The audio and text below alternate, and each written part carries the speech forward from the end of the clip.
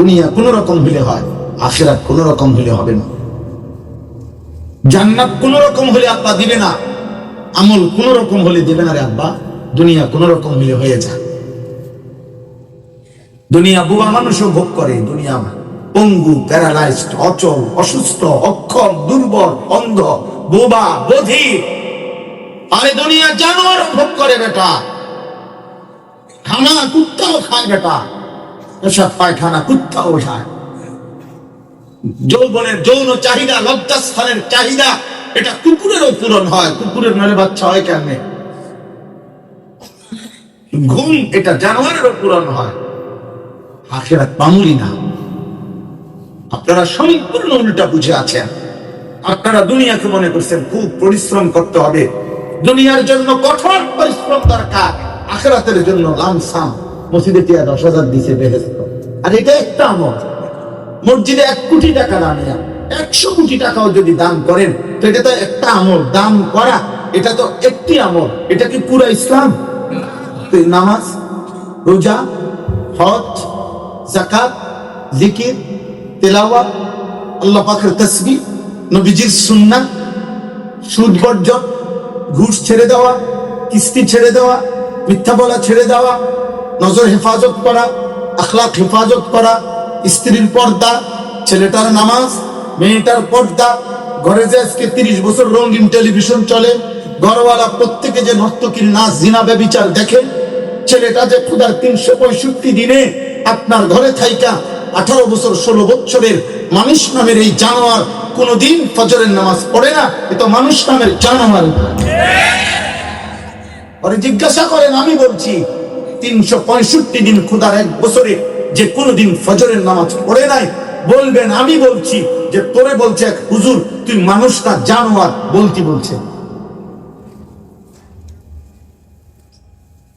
ও যদি প্রমাণ করতে পারে মানুষ, তো আমার বিচার হইব। ও জানোয়ার না তো কে জানোয়ার? ও পশু না তো পশুটাকে? 365 দিনে খুদার একটি বছরে কোনদিন আল্লাহর কথা মনে পড়বে না? আস্তাগফিরুল্লাহ। মুসলমান 30 বছর সুদ খাবে। একজন মুসলমান বুঝি প্রত্যেকদিন গালি দেয়, একজন মুসলমান বুঝি প্রত্যেকদিন ওজনে কম দেয়, একজন মুসলমানের ঘরে বুঝি প্রতিদিন টেলিভিশন চলবে, বউ বাচ্চা বুঝি ডেইলি রঙিন টেলিভিশনে নর্তকীর নাচ দেখবে। আপনি মুসলমান? আপনার আখিরাত আছে? আপনি কবর চিনেন? আপনি জাহান্নামের আযাব কি বুঝেন? আপনি কি মনে করছেন জাহান্নামের আগুন এটা কি ম্যাচের বাতি না? ইয়াউমা তুকাল্লাবু ওয়ুজুহুহুমুন নার।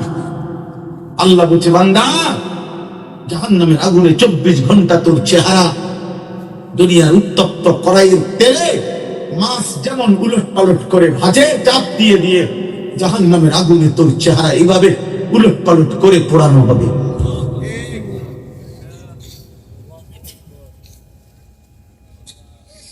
ইয়াউমা তুকাল্লাবু ওয়ুজুহুহুমুন নার।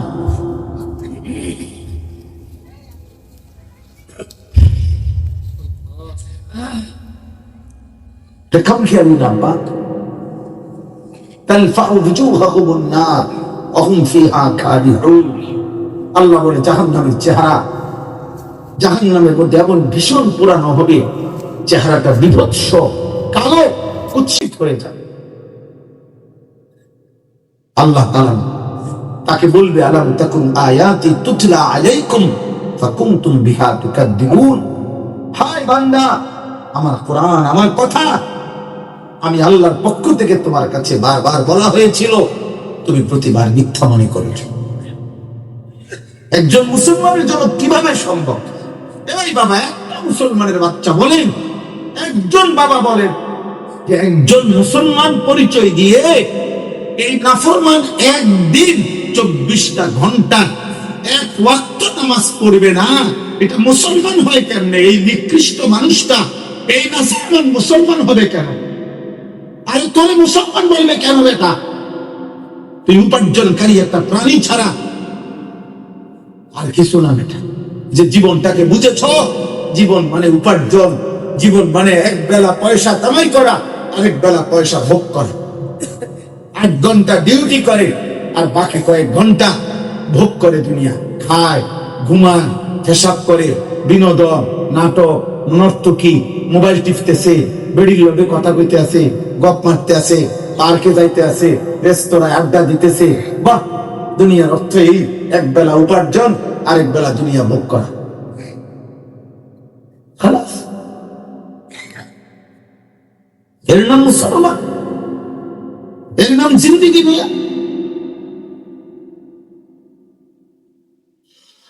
আপন স্ত্রী নামাজ পড়ে না, স্ত্রী পর্দা করে না, ছেলে এক ওয়াক্ত নামাজ পড়ে না, মেয়ে এক ওয়াক্ত পর্দা করে না, নামাজ নাই, আল্লাহ কোরআন পড়তে পারে না, ঘরের একজনও কেউ ফজরের নামাজ পড়ে না।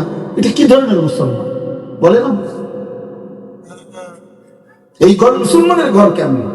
আল্লাহ রাসূল সাল্লাল্লাহু আলাইহি সাল্লাম স্পষ্ট হাদিসে বলছেন যে ঘরের মধ্যে আল্লাহর জিকির নাই, আল্লাহর কোরআন নাই, খোদার কসম নবী বলছে কাল বাইতুল খারিব। দিল কেউ বলছে, ঘর কেউ বলছে যে অন্তরে আল্লাহর কোরআন নাই, যে ঘরে আল্লাহর কোরআন নাই, ওটা সারা ঘর, বিরান ঘর, সারা বাড়ি, মানুষের অব্যবহৃত ঘরকে কোনাকানি ভেঙে গেছে, এখন আর ওইখানে থাকে না কেউ, পুরান বিটির মধ্যে ঘর পড়ে রয়েছে, ভেঙে ফিঙ্গা রয়েছে, এইটারে মানুষ বলে সারা বাড়ি, বিরান ঘর, আলগা ঘর, যে ঘরে এখন আর কেউ থাকে না। এরকম সারা বাড়িতে কুকুর থাকে, বিড়াল থাকে, সাপ থাকে, বিচ্ছু থাকে, কীট পতঙ্গ বসবাস করে। এই জন্য আল্লাহ রাসূল বলছে যে অন্তরে আল্লাহ কোরআন নাই, যে ঘরে আল্লাহ কোরআন নাই, ওই ঘর ওইরকম সারা বাড়ি বিরান ঘরের মতো, ওই ঘরে আর মানুষ থাকে না, কুকুর বিড়াল থাকে, সাপ বিচ্ছু থাকে, ইন্দুর থাকে, কেচ্চা থাকে, কেঁচো, মানুষ থাকে না।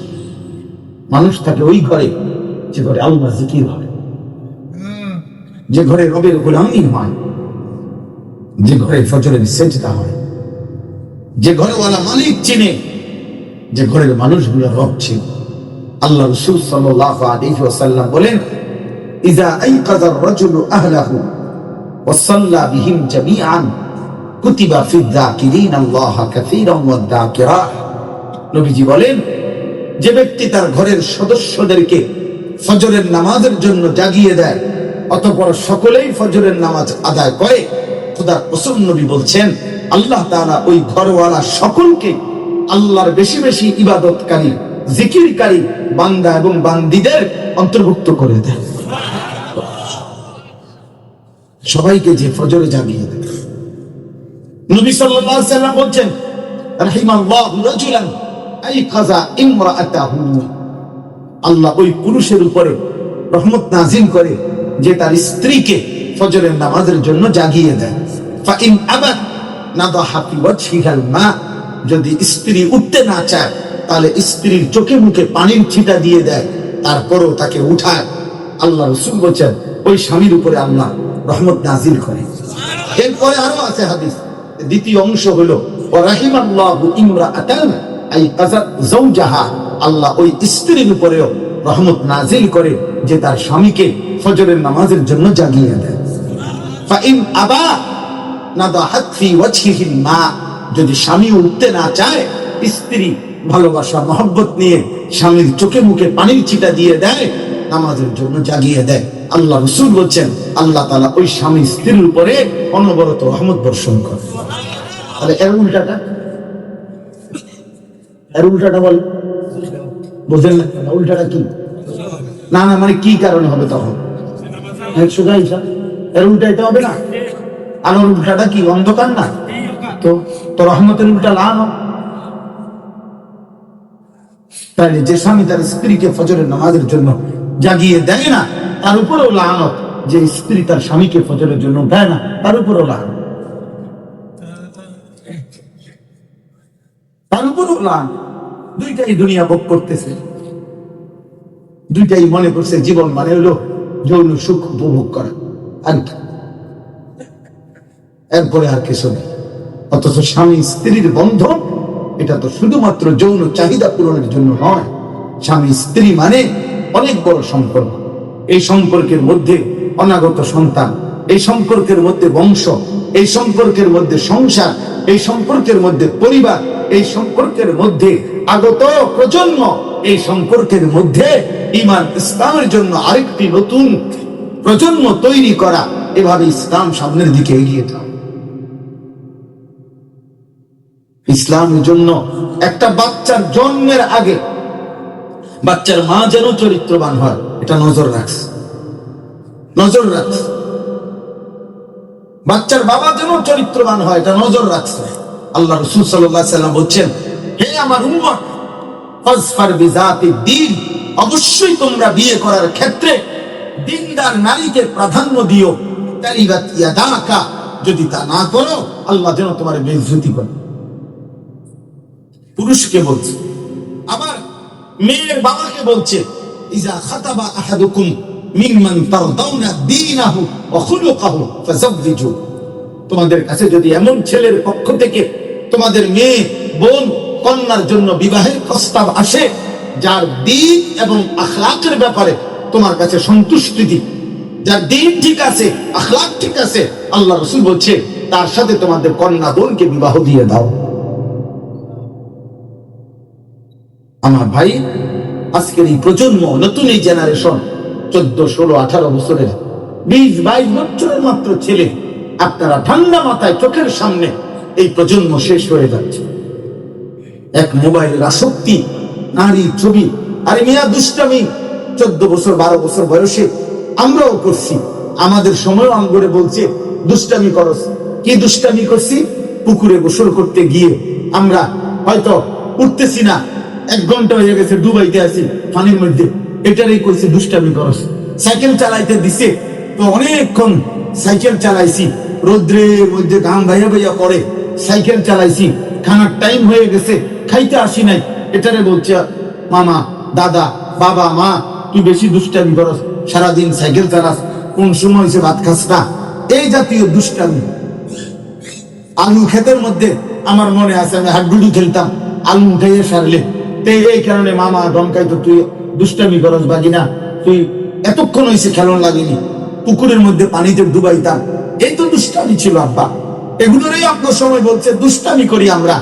আর এখন তোমরা কিশোর বয়সী ছেলেরা, তোমরা তো আব্বা দুষ্টামি করছো না, তোমরা তো নারী দেখো, ছবি দেখো, উলঙ্গ দৃশ্য দেখো, 24 ঘন্টা এই মোবাইলটার মধ্যে নারীর দিকে তোমাদের চোখ পড়ে আছে।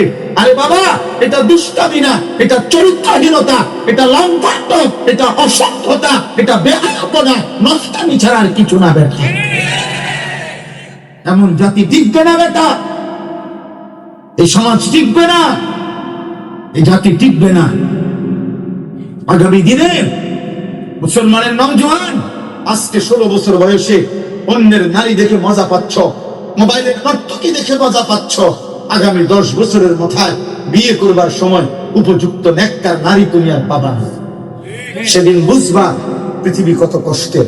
যার স্ত্রী 2 নম্বর, যার স্ত্রী চরিত্রহীন, যার স্ত্রী অসৎ, যার বউ পরকীয়া আসক্ত, তার আর জাহান্নাম লাগে না, তার জাহান্নাম ঘরেই ধরে, তার আর জাহান্নাম লাগবে না। আমাদের কিন্তু জাহান্নামের আযাব দিত, আমাদের আযাব তো চলতেই আছে, আমাদের লানত তো চলতেই আছে বেটা। এটা মনে রাখতে হবে, এটা তাফসীরের মধ্যে আছে। যে সমাজের ছেলে মেয়েদের মধ্যে অবাধ জিনা, ব্যভিচার, যৌনাচার, ছেলে মেয়ের অবাধ মেলামেশা, হারাম প্রেম, হারাম সম্পর্ক, অশ্লীলতা, ফাহিশা বেড়ে যায়, খোদার কসম ওই সমাজে নিরাপদ পরিবার থাকে না, ওই সমাজে বোনের ইজ্জত, কন্যার ইজ্জত, সম্ভ্রম নিরাপদ থাকে না। কারণ প্রত্যেক মহল্লার আসক্ত যুবক, প্রত্যেক মহল্লার চরিত্রহীন যুবক ওই এলাকারই কোন না কোন নারীর সাথে, মেয়ের সাথে হারাম সম্পর্ক খোঁজে।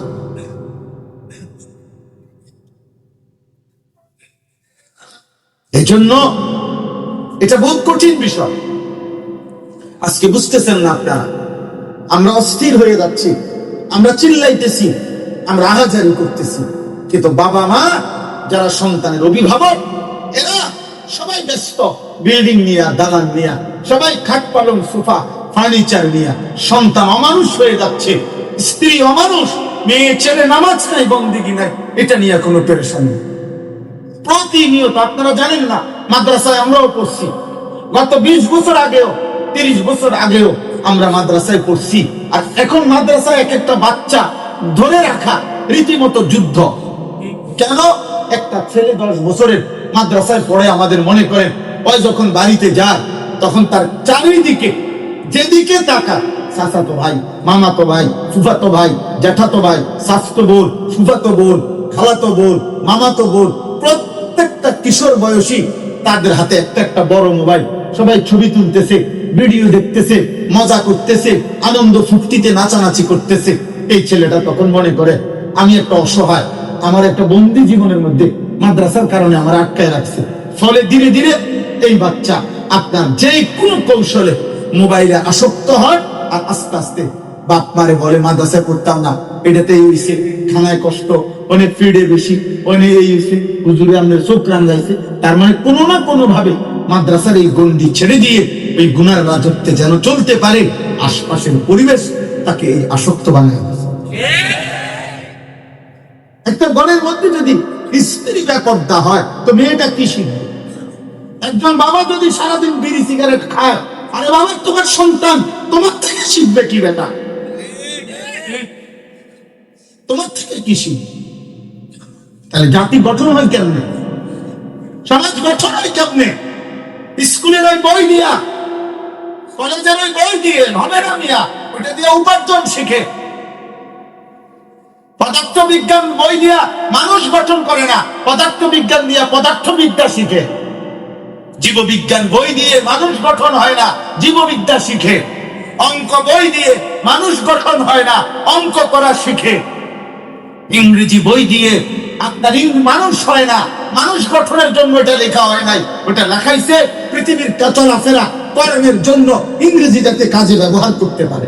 ওগুলা তো কর্ম শিখায়, ওটা তো কোনো উপার্জন শিখায়, কিন্তু ইনসান হওয়া, আখলাক, মানুষ হওয়া, খোদার কসম আল্লাহর কোরআন শিখায়, রাসূলুল্লাহর সুন্নাহ শিখায়। কোরআন বিহীন, রাসূলুল্লাহর হাদিস বিহীন।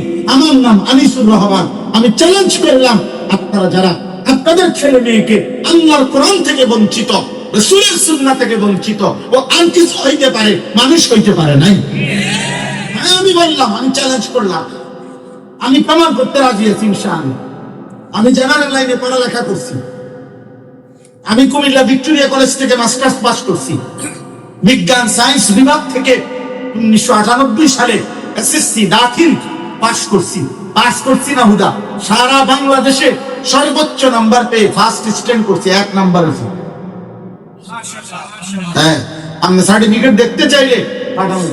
এই যে মাহফিলওয়ালা আমার দাওয়াত দিয়েছে, হেরে করবেন, হের নাম্বারে পাঠাবো, আপনি চাই। এই জন্য বললাম, আমার আব্বা মানুষ গড়া দরকার। আমরা মুসলমান, আমাদের সন্তান আল্লাহর কোরআন পড়বে না কেন? আপনি এটা যুক্তি বলেন। আপনার ভিতরে এই মানসিকতা আসলো না কেন?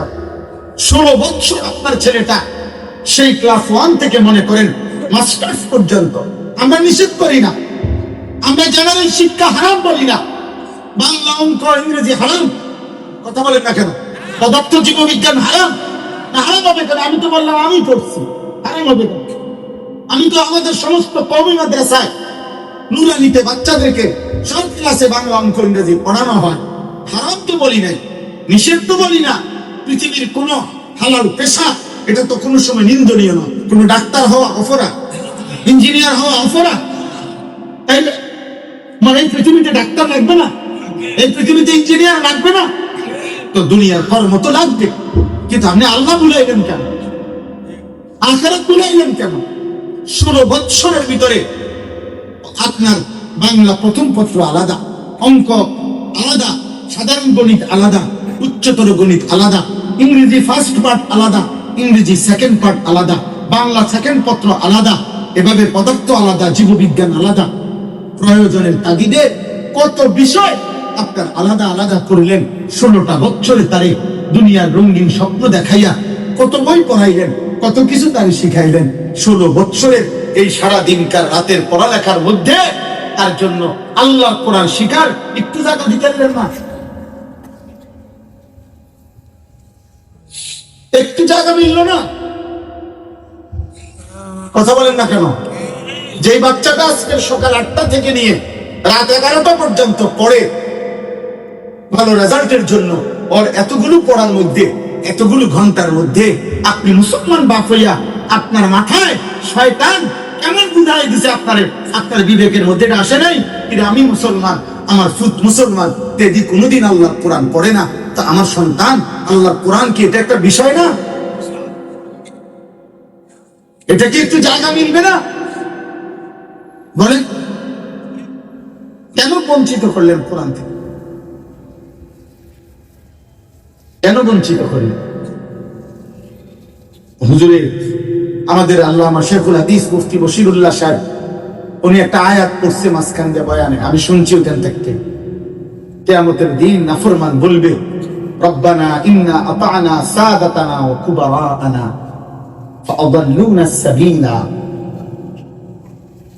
জাহান্নামী বান্দা বলবে, আল্লাহ আমি আমার অভিভাবক পর্যায়ের যারা, আমার বড় যারা, আমার নেতা যারা, আমার যারা বড়, আমার বাবা আমার বড় ছিল, আমার মা, আমার বড় ভাই, আমার চাচা, আমার ফুফা, আমি এমন মানুষদেরকে অনুসরণ করেছিলাম, তাদের মতো নিজেকে গড়তে চেয়েছিলাম, আমার সেই নেতৃস্থানীয় ব্যক্তিদেরকে অনুসরণ করতে চেয়েছিলাম। আজ তো আখিরাতে এসে বুঝলাম ওরা আমারে জাহান্নামের রাস্তা দেখাই দিছে, ওরা আমারে গোমরা করে দিছে, ওরা আমারে পথভ্রষ্ট করে দিছে, ওরা আমারে 16 বছর পড়াইছে, আমারে কত লোক দেখাইছে, চাকরি হইব, এই করবা সেই করবা, 1 লাখ টাকা বেতন হইব, বিয়ে করতে পারবা জমিদারের জি, বিল্ডিং করবা 83 তালা বিল্ডিং, হ্যাঁ একবারে বড় গাড়ি টাকে করে চলবা, আমারে তো কত লোক দেখাইলো। আজ আমি আখিরাতে এসে দেখলাম আমার ওযু নাই, নামাজ নাই, সুন্নাত নাই, কেরাত নাই, দোয়া নাই, দুরুদ নাই, আমি মালিকের একটা লাইন কোরআন করতে পারি না। আহারে মাওলা, আমার এত বড় গোমরা কেন করলো? রব্বানা আতিহিম দিফাইন মিনাল আযাব। আল্লাহ, আজ আমি আখিরাতে হাসরের ময়দানে বিচার চাই, যাদের কারণে আমি জাহান্নামী হলাম, তারারে আমারে যদি শাস্তি দেন একটা, তারারে দিবেন ডবল। আমারে যদি ফেরেশতা মারে একটা, ওনারা যেন মারে 2টা। আপনি মামুলি বাড়বেন জিন্দিগি, মানে জি ফুত, বউ বাচ্চা, ফুতের বউ, জির জামাই, সব মিলে বাতের হিসাব করে নিয়ে বইয়ে বইয়ে কেবল সবাই আল্লাহ রহমত হুজুর দোয়া করবে, সবাই সার্কি আছে, সবাই চাকরি করে, সবাই পয়সা কামাই করে, বাহ দোয়া করতে, আর কি দোয়া করতে? চাকরি তো করেই, কি দোয়া করতো? আর কথা বলে আমি কোন কি দোয়া করছো? চাকরি তো করে। আমার রোজগারে সার ডালাই খাস করে দোয়া করেন, কি খাস কি দোয়া? সার ডালাই খাস দোয়া কি? আমি সার ডালাই মধ্যে খাস দোয়া কি? আমি একদিন খাস দোয়া করছি যে ভাই দোয়া করি সাত যাতে ডালাইয়ের সাথে সাথে দেখতে দেয়, খাস দোয়া করি। আর স্বাভাবিক ডালাই ছিল, এটা তো এমনি ইঞ্জিনিয়ারে মিলাই দিছে, সব কিছুই আজকে দিয়া তার কাটা গুনা দিয়া বান দিতে হইব, তারপরে ছোট ছোট ব্লক দিতে হইব, এটা এতে মিলাইয়াই দিছে, এটা সব ঠিক করেই তো রোববার এটাই দিছে। সেটা খাস দোয়া কি? বলেন না, এটা তো এমন হইতে আমি একটা গুনাও লাগাইছি না, ব্লক দিছি না, হ্যাঁ নিচে কোনো বাঁশের দিছি না, খাস দোয়া করে এটার উপরে ডাকতে দিলে এটা যাতে না লড়ে, তাইলে একটা কথা আছে, আমরা হুজুররা খাস দোয়া করে তারপর দেখি, এটা তো সবকিছু নিয়ম মতো দিছেন। পাগলামির কথা নাই, একটা মোটরসাইকেল কিনছে খাস করে দোয়া যাতে এটা চেঞ্জ হয়ে যায়, খাস দোয়া কি? দুনিয়া নিয়ে খাস দোয়া, বিল্ডিং, দালান, সোফা, আহা মুসলমান, এই খাস দোয়া। আল্লাহ আমাদেরকে হেফাজত করে।